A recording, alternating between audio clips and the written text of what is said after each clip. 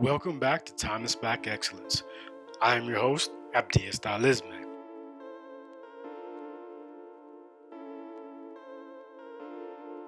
In this segment, we're talking about a subject that is very close to my heart and something that I feel is one of the most important events in Black history, the Haitian Revolution. Did you know the Haitian Revolution was the first time in human history slaves fought and overthrew their oppressors? The Haitian people won their independence from France and thereby became the first country to be founded by former slaves, and also the first Black independent country in the Western Hemisphere. I also bet you didn't know that in the 1700s, Haiti was one of the most richest places on the planet. Prior to its independence, Haiti was a French colony known as Saint-Domingue. Saint-Domingue's sugar and coffee industries were booming, and by the late 1700s, it had become the most profitable colony in the Americas. Haiti accounted for 3/4 of the world's sugar at the time, making Haiti the sugar capital of the world. Consequently, Haiti became the centerpiece for the transatlantic slave system, holding 1/3 of the world's slaves, which gave France supremacy over the British. Haiti was one of the first settlements in the Americas by Christopher Columbus. Spaniards, British, and French all wanted control of the island, which led to colonial wars on the island. Haiti was well known as the worst place for slaves to go. Slaves endured long, back-breaking workdays and often died from injuries, infections, and tropical diseases. The life expectancy for a slave was about 3 to 5 years.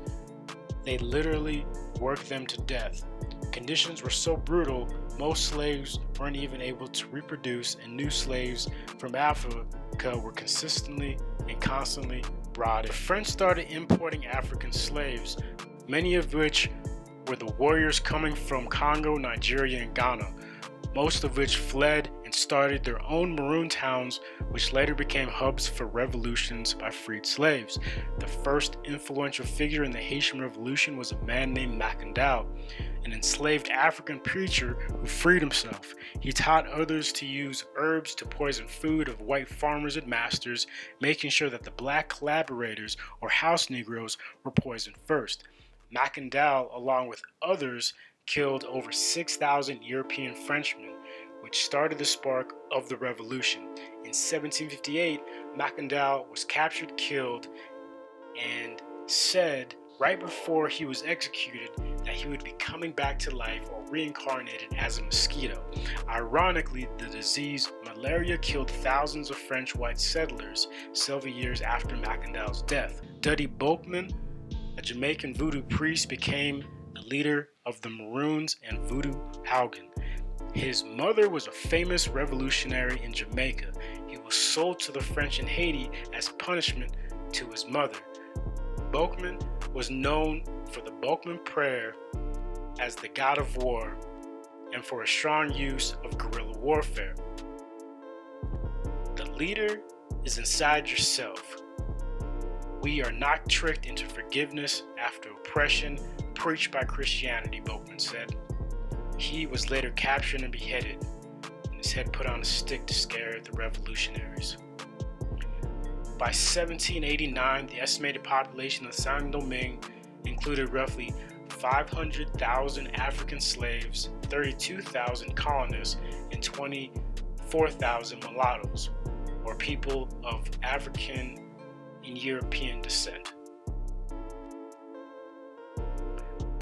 Mulatto citizens who were slave owners lobbied for equal rights of all citizens and for colonial reform. And in 1791, the French revolutionary government granted citizenship to the wealthier mulattoes who had 2 freed parents. But Haiti's European population disregarded the law.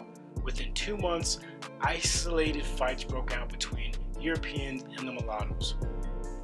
Whites started beating and murdering mulatto citizens in the country's capital. This led to a slave revolt that erupted in the French colony. And one of the major revolts in 1791 was headed by a man named Toussaint Louverture, a former slave who was born on a plantation and earned his freedom in 1770s. He was regarded as the Black George Washington.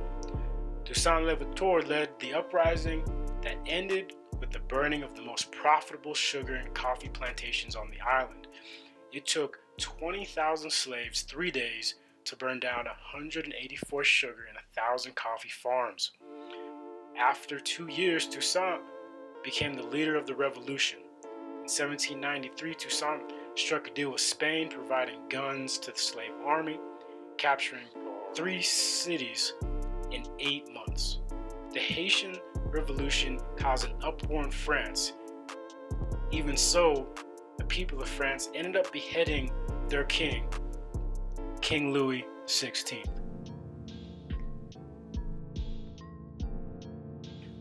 In 1794, France abolishes slavery and over 1 million black slaves become French citizens.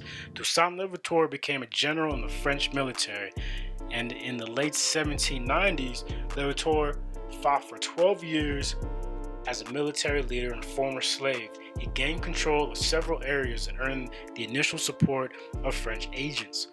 He pushed Spanish and British armies out of saint-domingue. On July 8, 1801, Toussaint wrote his own constitution, the Saint-Domingue Constitution of 1801, proclaiming servitude is thereon forever abolished. All men are born, live, and die free.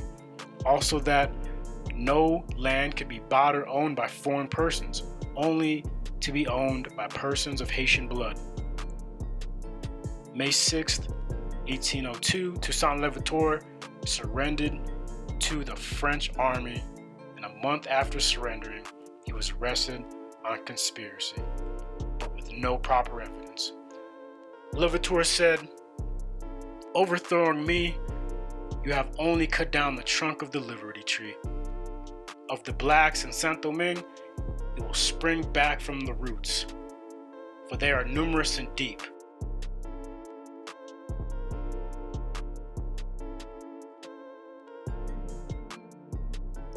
The most influential part of the Haitian Revolution was a man by the name of Jean-jacques Dessalines.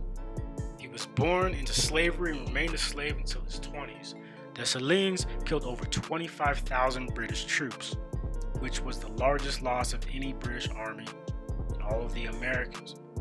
In May of 1802, French military leader Napoleon Bonaparte reinstated slavery. This started another revolution. Jean-jacques Dessalines and Henry Christophe defeated the French commander and a large part of his army, and in November 1803, the French withdrew from Haiti. 2 months after his defeat, Napoleon Bonaparte's colonial forces, Jean-jacques Dessalines proclaimed the independence of Saint-Domingue, renaming it Haiti after its original Arawakan name. On July 1st, 1804, the entire island was declared independent under the name of Haiti, independent from all powers of the universe. Haiti liberated 5 South American nations, other places such as Colombia, Venezuela, and Ecuador, as the Dominican Republic was also formed and got rid of slavery in the Western Hemisphere. In October 1804, Dessalines assumed the title of Emperor and ordered the execution of whites remaining after the Napoleonic attempts to reconquer Saint-Domingue, reimpose slavery. But in October of 1806, he was killed while trying to suppress a mulatto revolt, and Henry Christophe took control of the kingdom from his capital in the north. In the northern part of Haiti, called Eilat, Henry Christophe built the Sans-Souci Palace, a military-type base that held up to 20,000 people. Haiti started making its own currency and started minting for other countries such as Colombia and Venezuela.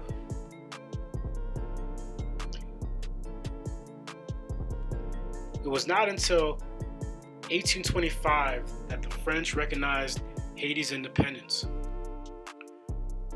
After Haiti defeated France in 1825, France came back war ready, plotting to invade unless Haiti paid money in the amount of 150 million francs, which was later reduced to 93 million francs. France claiming the amount is for the lost property and slave ownership and resources, France wouldn't invade again, quoting human lives for Haitian lives. Basically, reparations tax and independence debts based on slaves owners losing their property, and this took away any and all economic freedoms from Haiti. It took over 150 years to pay off this loan. Although French recognized Haitian independence in 1825, Haitians would have to wait until 1862 for the United States to recognize Haiti's status as a sovereign, independent nation. Most of us have heard of the American bank Citibank. Well, they helped collect France's debt from Haiti, which stopped in 1947. And American President Thomas Jefferson refused to recognize Haitian independence, a policy in which U.S. Federalists also upheld. And this was all because of the impact that it might have on the slaves' ideology in North America. Under President Thomas Jefferson, the United States cut off all aid and instead pursued a policy to isolate Haiti, fearing that the Haitian Revolution would spread to the United States. The U.S. occupation of Haiti was in 1950, lasting about 20 years, and killed 5,000 Haitians, seized the Haitian banks, wealth, and finances. Then the money was brought to America and transferred into banks in New York, but was never returned to Haiti. And you remember the Dessalines Constitution that stated no land can be bought or owned by foreign persons, only be owned by persons of Haitian blood? They rewrote that. America bought up or seized the best farming land in Haiti and still owns it to this day. Over 20 billion in gold is to be set in Haitian mountains. Oil, gas, sugar. The Clinton Foundation led to mining of precious resources, what it called globalization. And the Red Cross in 2010 had $6 billion of aid for the earthquake that was never given to the people of Haiti. Now, 80% of the population of Haiti lives on less than $1 a day. It took 150 years to pay off this loan from the French. While paying off that loan, the Haitian people have never been able to recover economically due to foreign exploitation and local greed and corruption.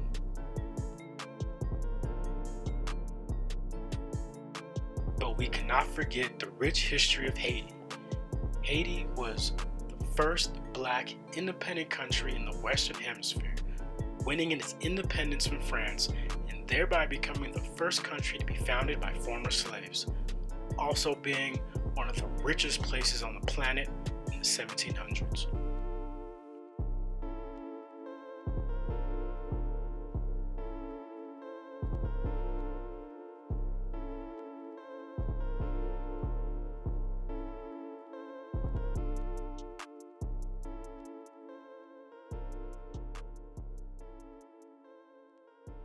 I want to thank you guys for tuning in to another episode of Timeless Black Excellence. Like always, please like, subscribe, and share. Please drop a comment in the sections below. Y'all take care. Thank you so much.